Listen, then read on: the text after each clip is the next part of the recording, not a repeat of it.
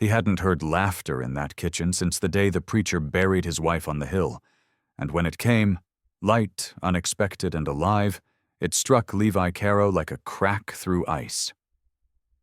The widowed seamstress stood by the hearth with her sleeves rolled, needle still in hand, giggling at the absurdity of how his coffee pot had sputtered and hissed like a wounded animal before spitting a stream across the floorboards. "It's possessed," she teased, eyes bright with the kind of mischief the house hadn't seen in years, and Levi, frozen by the sound, could only stare as if the air itself had turned holy. For months his cabin had lived in silence, every creak an echo, every breath a ghost. But that single laugh scattered the stillness like sunlight breaking dust.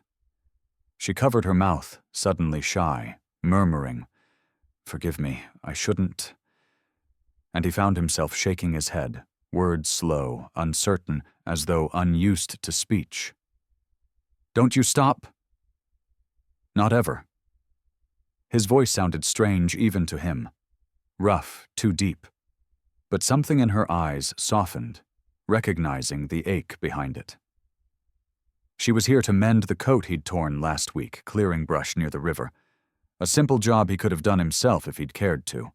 But truth be told, he hadn't hired her for the stitching. He'd seen her once before in town. Shoulders bent over a table, widow's shawl faded, fingers nimble and tireless, and there'd been something in the curve of her face that made him remember what warmth used to feel like. Now, in his kitchen, that same woman looked up at him, cheeks flushed from firelight, and said softly, "Your wife must have kept this place clean as a prayer." The words caught him off guard. He wanted to speak her name but couldn't.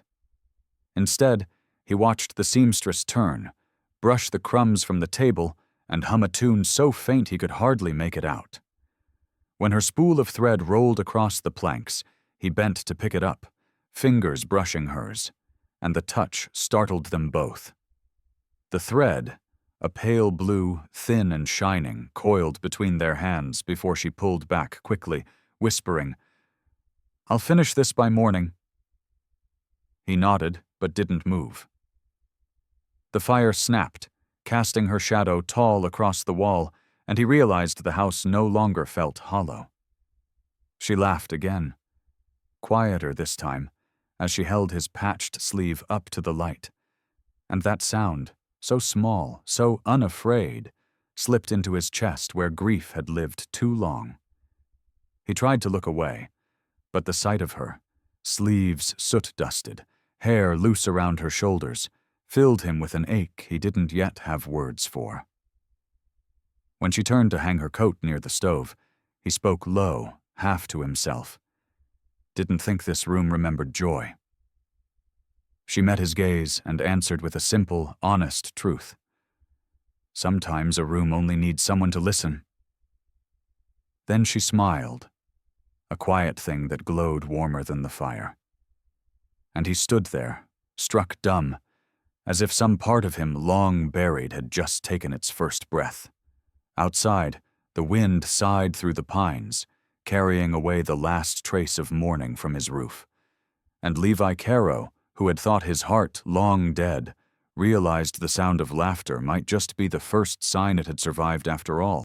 By morning the frost had silvered the porch rail, and the sound of her humming drifted from the kitchen where the lamp still burned low from the night before.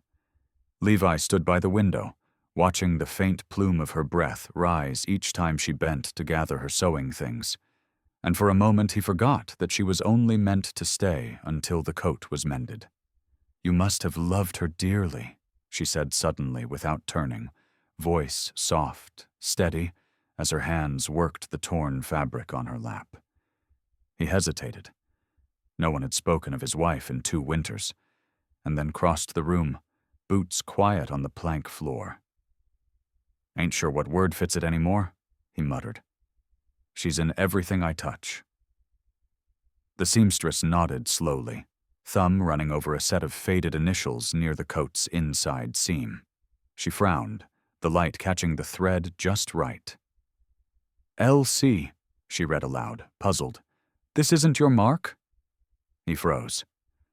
Those letters, stitched in gold silk years ago, belonged to his wife's maiden name, Lydia Karen. He hadn't remembered this coat held her handwork. It was hers, he said finally, his throat tightening. She used to mend my pockets before the winters came. The seamstress traced the letters once, as if feeling the ghost in them, and whispered, "She had a gentle stitch." The silence that followed was heavy enough to bend the air between them, filled with something unspoken and too tender to name. Levi lowered himself onto the stool across from her, watching her fingers move, swift, patient, certain, and for the first time, the ache in his chest wasn't just grief. It was memory turning soft at the edges. "You sew like you're healing," he said, trying to make his voice sound lighter than it felt. She gave a quiet laugh, one corner of her mouth lifting. Maybe that's all sewing is. Holding torn things together till they remember they were whole. The words lingered like a prayer. She finished the last stitch, cut the thread with her teeth, and laid the coat over the chair. "There," she said, dusting her hands. "Strong enough to face another season." Levi stood, testing the sleeve, and found his voice caught again. "You've got her patience," he said, too low for her to answer.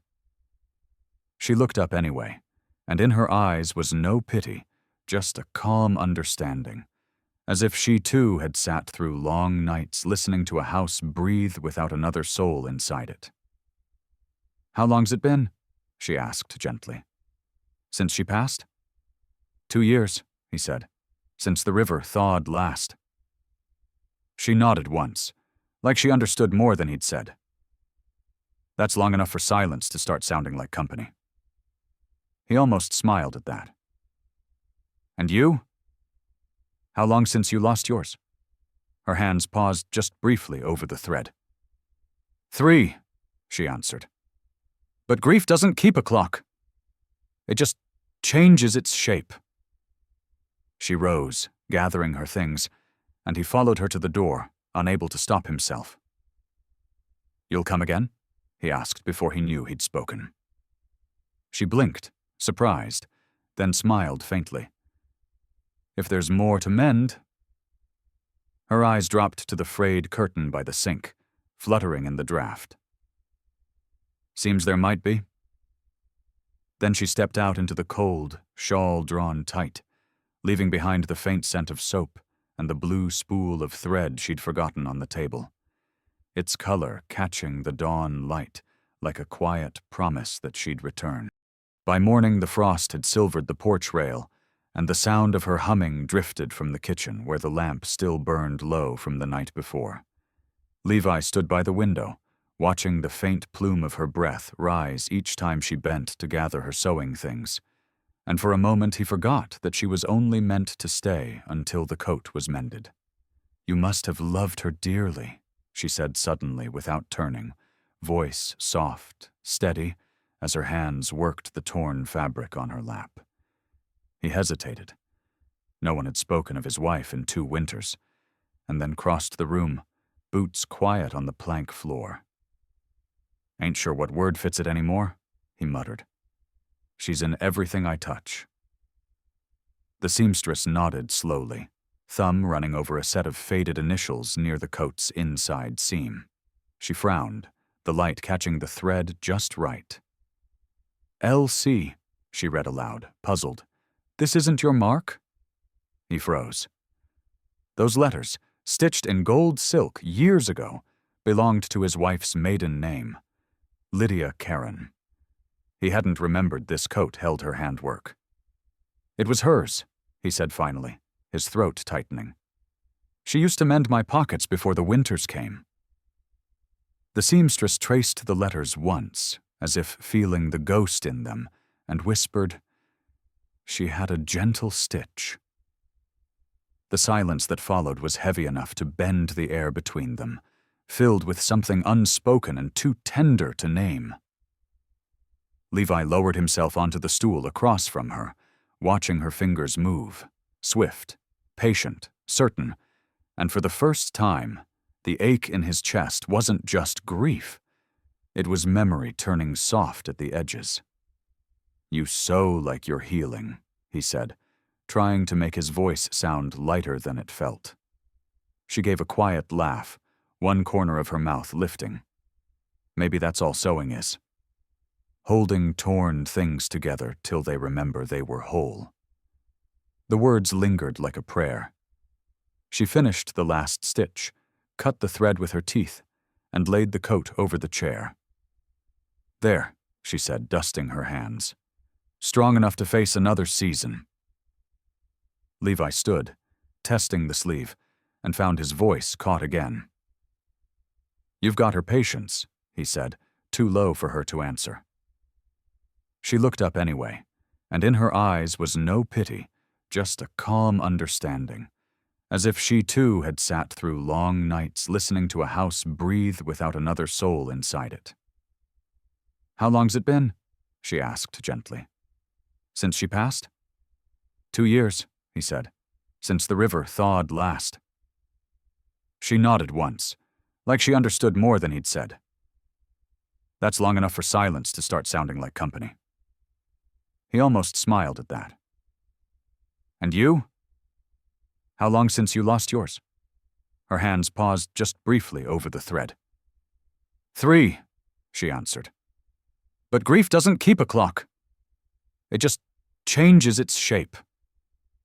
She rose, gathering her things, and he followed her to the door, unable to stop himself. "You'll come again?" he asked before he knew he'd spoken. She blinked, surprised, then smiled faintly. "If there's more to mend." Her eyes dropped to the frayed curtain by the sink, fluttering in the draft. "Seems there might be." Then she stepped out into the cold, shawl drawn tight, leaving behind the faint scent of soap and the blue spool of thread she'd forgotten on the table, its color catching the dawn light like a quiet promise that she'd return.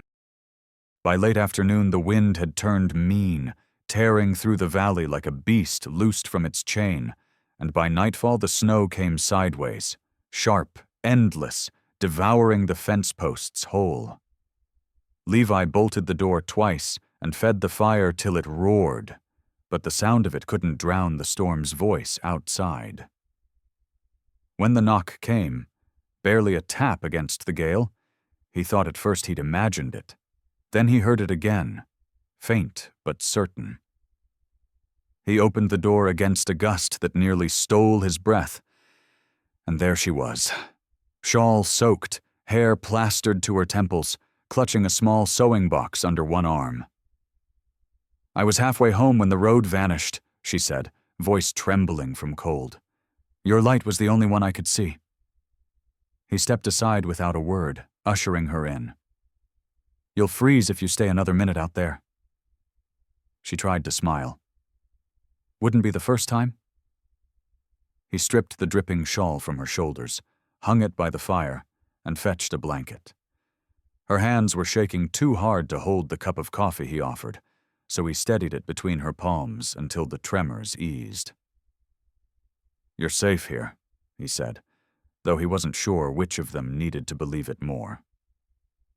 The storm rattled the windows, howling like grief itself, but within those walls, something tender began to build, a warmth that wasn't just from flame.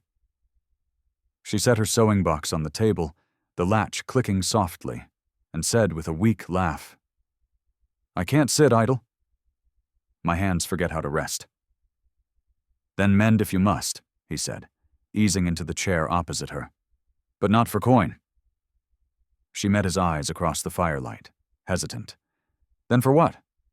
"For company." That made her smile, tired but true. She pulled out a strip of cloth torn from her shawl, began to stitch by lamplight, humming under her breath to steady herself.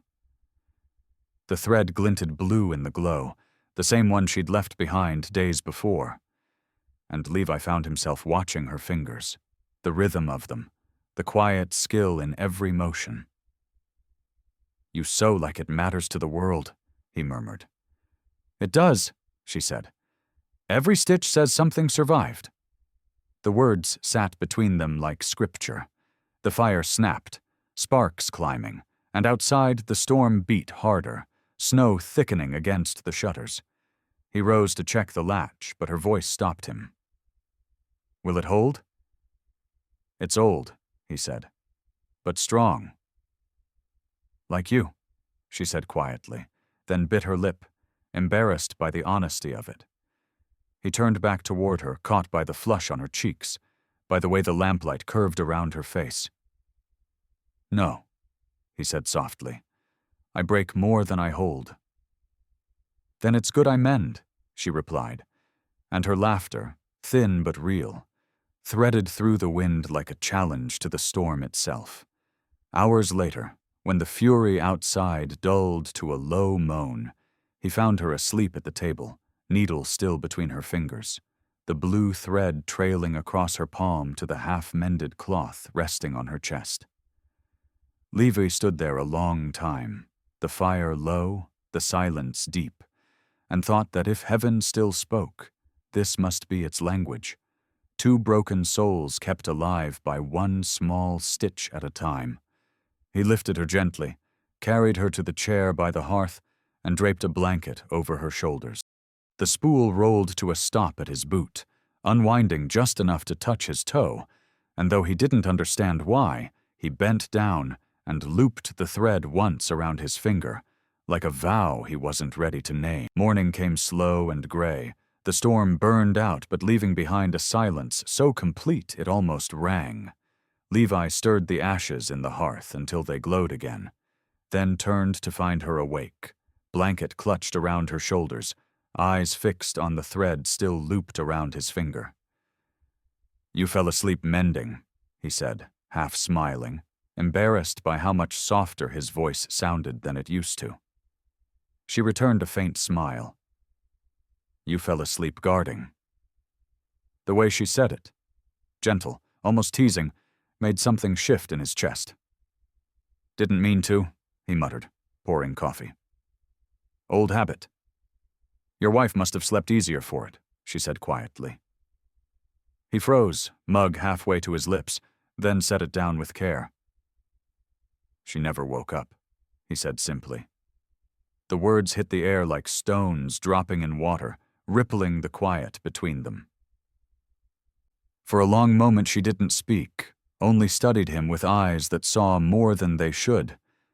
Then she drew a slow breath and said, I know what that silence feels like. Her tone had changed, lower, raw. My husband died in a fire. Our shop went up one night while we slept in the back. I made it out. He didn't. Levi turned toward her sharply, but she wasn't crying. She just stared into the coals, voice steady in its trembling. That smell, smoke, and iron stays in the skin. I thought if I kept sewing I could stitch the scent away. She gave a small, humorless laugh. But grief doesn't wash. It only learns new clothes. The confession sat between them, heavy and sacred. Levi reached for the kettle, mostly to steady his hands. The fire took her too, he said after a long pause. Barn caught first. By the time I reached her, the roof had gone. He didn't speak of the scream that still woke him in the dark, or the way he'd buried the smell of burnt pine behind every breath since. He didn't have to. Her eyes told him she already knew. Seems we've both been living in the smoke, she whispered. Maybe that's why we found each other. He looked up at her then, really looked. The delicate strength in her face, the way grief hadn't hollowed her but shaped her into something enduring. The blue thread glimmered faintly where it lay across her lap. You ever stop feeling guilty for surviving? He asked, the words raw, unfamiliar. No, she said honestly, but I started feeling grateful. It's smaller, but it burns longer. He exhaled, a sound halfway between a sigh and a prayer. Grateful for what? For moments like this, she said, and her voice broke just slightly on the last word. She reached for the torn cloth she'd been mending, handed it to him. "You finish it." "I can't sew," he said, almost smiling. "Then pull the thread," she said, guiding his hand to hers. "Gently." Their fingers touched, her hand trembling, his calloused and unsure. Together they drew the final stitch tight, knotting the end with a care that felt like ceremony. When it was done, she said softly, "There, something whole again." He looked at the fabric in his hands, nothing more than a repaired scrap, yet somehow it glowed in the morning light like proof that redemption didn't need to be grand. It only needed to be real. He looked back at her and said, "You can stay till the thaw, if you'd like. Roads'll be bad for days." She didn't answer right away. Instead, she reached across the table, brushed the thread still around his finger and said, "Maybe I already decided to." Outside, the sun rose slow over the snowbound hills, and for the first time in years, Levi didn't turn away from the light.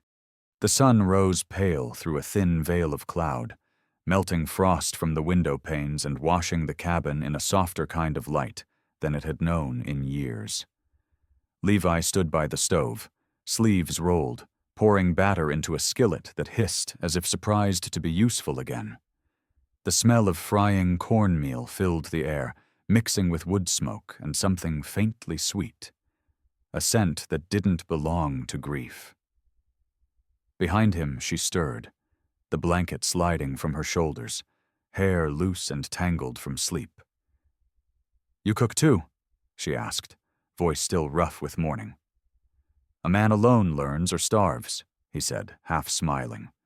"Never promised it'd be good." She rose, rubbing warmth into her arms, and crossed to the table.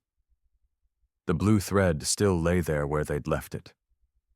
The last stitch from the night before curled like a question neither had answered yet. She picked it up, wrapping it once around her finger.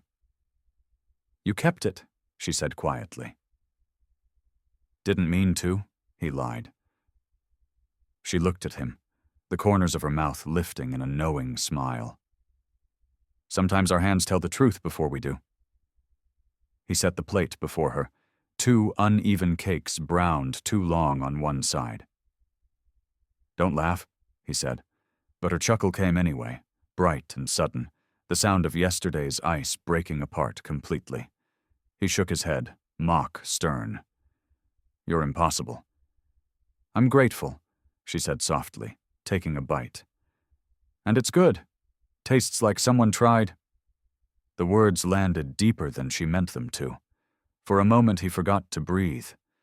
He sat opposite her, elbows on the table, studying the way her lashes caught the morning light. The way the small lines at the edges of her eyes deepened when she smiled. "You ever think maybe that's all life asks of us?" he asked. "To keep trying, even when the stitching won't hold." She met his gaze, serious now. "And when it does?" "Then you keep mending," he said, "till it's strong enough to wear." They ate in silence after that, but it wasn't the empty kind that used to hang in the house. It was easy, shared, the sound of forks on tin plates and wind sighing outside like an old friend. When they finished, she rose to wash the dishes, sleeves rolled high, humming that same tune from before, the one that made him stop whatever he was doing just to listen.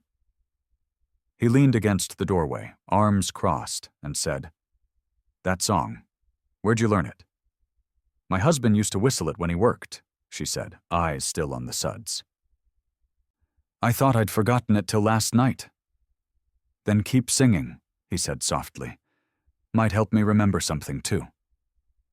She turned, wet hands dripping, and for a heartbeat the space between them hummed with everything unsaid, grief, gratitude, and something growing just beyond the reach of words. Then she smiled faintly, broke the spell with humor. "Careful, Mr. Caro. You'll have me thinking this kitchen's charmed." Maybe it is, he said. You laughed here twice. That's more magic than I've seen in years.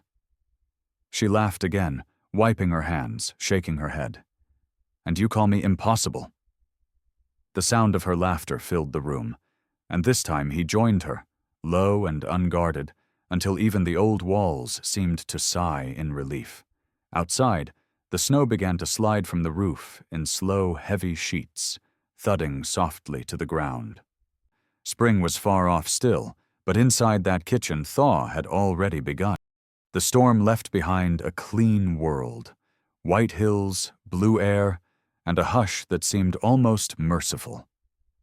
A few days later, she packed her sewing things, meaning to return to town before the next snow. But when she opened the cabin door, the cold hit like a blade, and she saw how the wind had snapped the latch on her wagon's wheel. Best not to travel till it warms, Levi said, studying the sky. You'll break more than spokes out there. She sighed, half in protest. I have orders waiting. A seamstress without work is just a dreamer with a needle. He smiled at that. Then stay and mend my curtains again. God knows they're ashamed of the drafts. Her laugh came quick and bright, but when she stepped to the window to check the fabric, her smile faded. The pane had cracked along one edge, thin but sharp, like a wound refusing to close. She ran her thumb along it, careful not to bleed. You can't stitch glass, she murmured. Some things you can only hold together by standing near them. I'll fix it, he said. She turned, shaking her head. You don't have to. I do, he said simply. You've been sewing the world for both of us. Time I tried my hand. He took the hammer from the wall and went out, boots crunching through the snow. She watched from inside, heart tight as he worked. Steady, patient, the same way she threaded her needle, sealing the window frame with scrap wood and resin, until not a breath of wind slipped through. When he came back in, cheeks flushed from cold, he said, It's rough, but it'll hold. You fixed it, she said, surprised by how the words trembled. He shrugged. Not pretty, but strong. Like us, she whispered, before she could stop herself. He froze, then smiled, slow and deep, the kind of smile that doesn't come from humor but recognition. Like us, he repeated. The room went quiet again, but this time it wasn't heavy. It was full. She turned toward the hearth, pretending to busy herself with her spool. The thread caught the light, blue against the dimness. Seems I've run out of color, she said lightly. Blue's all I have left. Keep it, he said, voice low. Reminds me of sky, of what's left after storms. She met his eyes, and something in the way he said it, the softness, the unspoken ache, made her throat tighten. You ever think of leaving this place? She asked. Not till lately. Why now? Because it's the first time it wouldn't feel like running. Her breath caught, and for a long time they stood like that, two broken things stitched to silence, trying to name what they'd become. Then she said softly, When I came here, I only meant to stay the night. Then let the night take its time, he replied. She smiled, the kind that reached her eyes. You're full of sayings for a man who barely spoke when I met him. I had nothing to say till you laughed in my kitchen, he said, her cheeks colored. You make it sound like I cast a spell. Maybe you did, he said, stepping closer, voice almost a whisper. And maybe I don't want it undone. She looked away, pretending to thread her needle, though her hands shook too much to do it. Careful, Mr. Caro. A woman could start believing you mean that. I do, he said quietly, and though she didn't lift her eyes, she smiled all the same. Outside, the light shifted, snow dripping from the roof in slow, steady drops, the sound like a heartbeat against the earth. Inside, The cracked window no longer shivered in the wind, and for the first time, neither did she. By the time the thaw began, word had already run through town like wildfire. How the widowed seamstress hadn't been seen at her boarding house for weeks. How Levi Caro's lamp burned late every night though he lived alone, and how laughter had been heard from his porch long after dark. She heard the whispers first at the market when she came down for cloth and thread. The shopkeeper's wife leaned in, voice low but eyes bright with hunger. "Hope you're keeping warm up there, dear. Mr. Caro's cabin must be mighty cozy these days." The words stung, not for their cruelty, but for the truth buried under it. "I mend where work takes me," she said evenly, setting her coins on the counter. "Cole doesn't ask permission." The woman smiled in that way gossipers do when the lie pleases them more than the truth. "Oh, I'm sure it doesn't." By the time she left the store, heads had already begun to turn, whispers fluttering behind her like sparrows. When she reached her wagon, Levi was waiting, hat pulled low, the lines around his eyes drawn tight. "I heard," he said simply. "You shouldn't have to." "It'll pass," she said, though her hands trembled as she hitched the horse. "It always does." "No," he said, catching her hand before she could climb aboard. "It won't, not if you leave it to rot. Let them talk to my face." She shook her head, voice breaking. "And give them more reason? They already think—" "Let them," he interrupted, his tone firm but gentle. "They'll tire of it sooner than truth ever will." She looked away, blinking hard. "You don't understand. A widow's name is all she has. Then let me give it back some honor." The words made her freeze, breath catching, and for the first time she saw not the man grief had hollowed, but the man grief had refined, still strong, but steady in his kindness. "You'd stand for me like that?" she asked. "I already have," he said, "every time they called you foolish for coming up that hill." She almost smiled. "And what do they call you?" "A man who still believes decency's worth its trouble." He helped her onto the wagon, but when she turned to thank him, she saw the crowd's eyes on them. Small-town faces hungry for confirmation of their own stories. Levi straightened to his full height, meeting every stare head-on.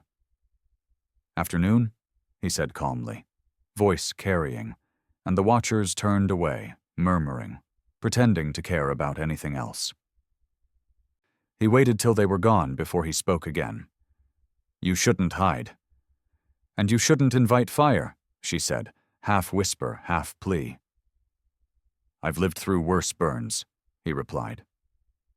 The road home was quiet, except for the clatter of wheels and the slow, uneven rhythm of two hearts still too afraid to name what they'd become. When they reached the cabin, she climbed down and stood looking at the cracked window he'd mended, the light spilling warm through the wood. "They'll always talk," she said finally. "Then let them," he answered. "We'll just keep giving them something decent to talk about." Her laugh came soft but certain, and when she stepped inside, the room seemed to breathe easier. Outside, the gossip wound its way across the hills, losing heat with every mile, but inside the cabin the warmth held steady. Proof that sometimes the truest defiance is simply continuing to live in peace. That night, as the lamp burned low, she picked up her thread again, whispering, "You'll have to let me mend that curtain after all." "I thought it was fixed," he said. "Not from this side," she replied, smiling through her tiredness, and Levi, watching her under the lamp's glow, realized that no rumor could ever touch what was real between them. She woke before dawn, the house still cloaked in gray, and packed her few things without a sound. The thread, the needle, the spool, each tucked away like secrets too heavy to leave behind, but too fragile to keep showing. Levi slept in the chair by the fire, hat tipped low, one hand resting near the rifle he hadn't needed since she came. She watched him for a moment, memorizing the shape of peace on his face, the small crease at his brow that softened only in sleep. She wanted to tell him why she had to go, that the talk in town had turned sharper, meaner, that even the pastor's wife had called her reckless for tempting misfortune. But he'd already given her more than anyone had in years, kindness without bargain, and she wouldn't repay it by letting his name carry her shame.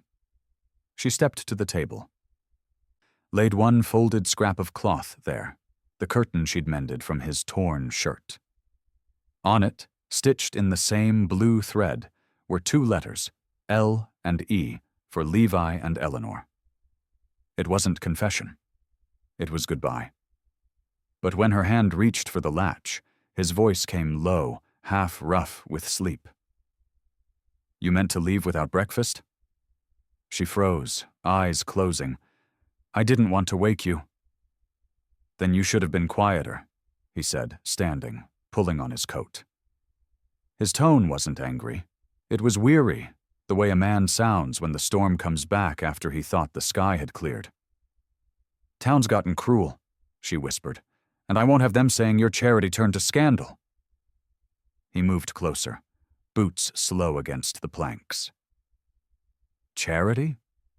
The word cracked from him, soft but sharp. "That what you think this is?" She didn't look at him. "You've been kind, Mr. Caro, but kindness isn't armor." "No," he said, "but truth is." She turned then, eyes wet but steady. "Truth don't feed gossip." "Maybe not," he said, "but it starves lies." For a heartbeat they stood in the half-light, her shawl half-packed, his jaw set, the space between them full of all they'd left unsaid. "You could come with me," she said quietly, not as a plea but as surrender. "Start fresh somewhere, no one knows the sound of our names." He shook his head slowly. "My wife's buried here, so's the man I used to be. I reckon I'm not done becoming whoever comes next." The words made her throat tighten. "And me?" "You," he said, stepping closer. "Belong where you're safe, not where you're silent." She tried to speak, but the lump in her chest broke into a small, helpless laugh.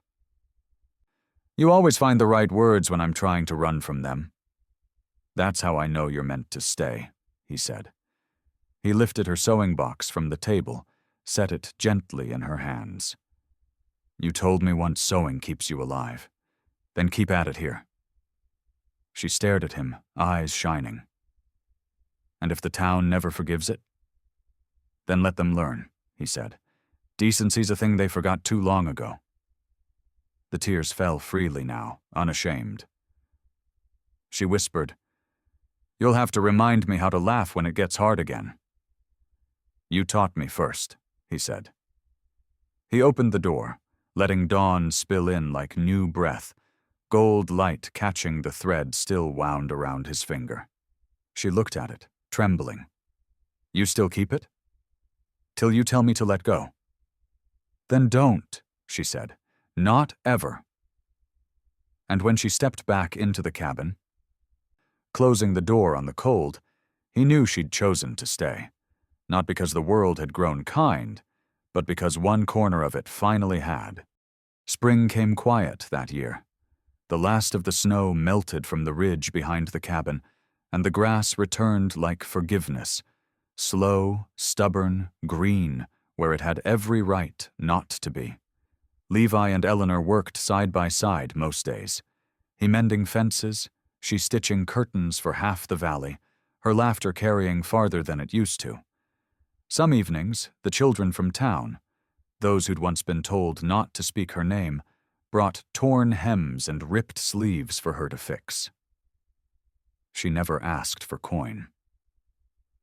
"They'll learn mending matters," she'd say, and Levi would watch from the porch, smiling in that quiet way of his, the kind that said this was what survival looked like. Word in town softened eventually, as gossip always does when met with nothing but patience. The same women who'd whispered now came asking for quilts and lace. Eleanor would greet them kindly, never proud, just sure of her place. When one of them remarked that her hands must ache from so much work, she only smiled and said, ached worse when they had nothing to do. One evening, Levi found her by the open window, the same one he'd once patched clumsily through winter, bathed in amber light, needle moving steady through a piece of linen. "What are you making now?" he asked, leaning against the frame. "Something foolish," she said with a small laugh. "A tablecloth. Thought it was time the house looked like someone meant to live here." He crossed to her, resting a hand on the chair. "It already does." She looked up at him, eyes bright but soft. "Still keeping that thread?" He lifted his hand. Around his little finger, faded now to pale sky blue, the same thread looped once, tied neat. "Haven't found a reason to take it off." "You could," she said gently. "You've earned peace." "Maybe," he answered, "but peace ain't forgetting." She looked down, smiling. "Then neither of us ever will." He reached into his pocket, drew out something small, a gold thimble, polished from years of use. "You left this the night you nearly left me." She took it, thumb brushing the dent along its edge. "Guess it's proof we both stayed." He nodded once, quiet, then bent slightly and kissed the crown of her head. It was the smallest thing. No grand vow, no promise shouted to the wind. But it landed like truth. Outside, the lamp in the window flickered, the same one that had guided her through that storm months ago, and the blue thread on his hand caught its glow, glinting between them like a living line. When he turned to close the shutters, she said softly, "Don't. Let it burn a while longer." He smiled, leaving the light. "All right, for anyone still wandering." Later, when the fire burned low and her sewing lay folded neatly beside them, Eleanor reached over and took his hand. The thread brushed her wrist as their fingers intertwined. "Feels strange," she whispered, "to build something new out of ruins." "Strange," he agreed, "and holy." The night settled around them like a quilt stitched from all they'd lost and all they'd chosen to keep, and somewhere outside, spring rain began to fall. Gentle, rhythmic, like a heartbeat learning the world again. Please like, share, and subscribe to support more true-hearted stories on Stories Left Behind. If you saw that blue thread wrapped around his hand, would you have told him to let go or to keep it forever? Tell us in the comments.